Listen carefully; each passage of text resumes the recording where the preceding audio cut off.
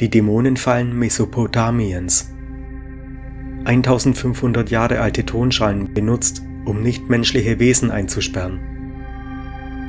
Die meisten von uns kennen die Hollywood-Version des Exorzismus. Priester, Kruzifixe und dramatisches Sprechgesang. Doch während meiner Recherche für mein kommendes Buch über alten nahöstlichen Folklore stieß ich auf eine viel wörtlichere und ehrlich gesagt erschreckendere Methode, die von den Menschen spätantiker Zeit genutzt wurde. Beschwörungsschalen.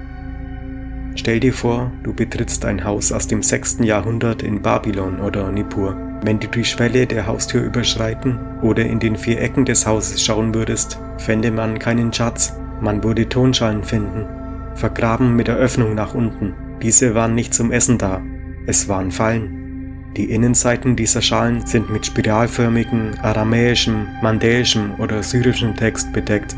Zaubersprüchen, die dazu bestimmt waren, bestimmte Wesen einzufangen oder abzuwehren. Ganz in der Mitte befindet sich fast immer eine Zeichnung eines Dämons, oft Lilith oder Bagdena, dargestellt mit hinter dem Rücken gefesselten Händen. Die Theorie war einfach. Der Geist würde in die Falle gelockt, dem spiralförmigen Text nach innen folgen und, sobald er das Zentrum erreichte, durch den magischen Erlass physisch im Ton gebunden werden. Was mich am meisten erschütterte, war nicht die reine Seltsamkeit dieser Artefakte. Archäologen haben Tausende davon ausgegraben.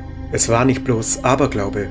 Es war eine häusliche Notwendigkeit, vergleichbar damit, einen Rauchmelder zu benutzen. Das bedeutet, dass vor 1500 Jahren die Anwesenheit dieser Wesen so greifbar und konstant für Menschen war, dass sie buchstäblich Fallen in die Fundamente ihrer Häuser einbauten, um sicher zu bleiben. Die Inschriften sind erschütternd. Sie bitten nicht nur die Geister zu gehen, sie scheiden sie sogar. Sie verwenden juristische Sprache, um sie für alle Ewigkeit vom Menschenwirt zu trennen. Auf manchen Schalen wird sogar mit elefantenartigen Größen gedroht, gedacht als besonders mächtige oder uralte Wesen. Ich finde es faszinierend und verstörend, dass diese Praktiken selbst nach dem Aufstieg großer Religionen fortbestanden. Es deutet darauf hin, was diese Menschen zu tun glaubten, was auch immer sie in den Schatten ihrer Höfe sahen, hörten oder fühlten, für sie so real war, dass Theologie allein nicht ausreichte. Sie brauchten physischen Ton und Tinte, um es festzuhalten.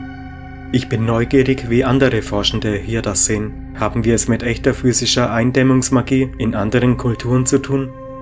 Wir sprechen immer davon, Geister zu verbannen, sie ins Leere zu schicken. Aber die Idee, sie buchstäblich unter dem Boden zu fangen, wirkt wie eine völlig andere Ebene von High Strangeness.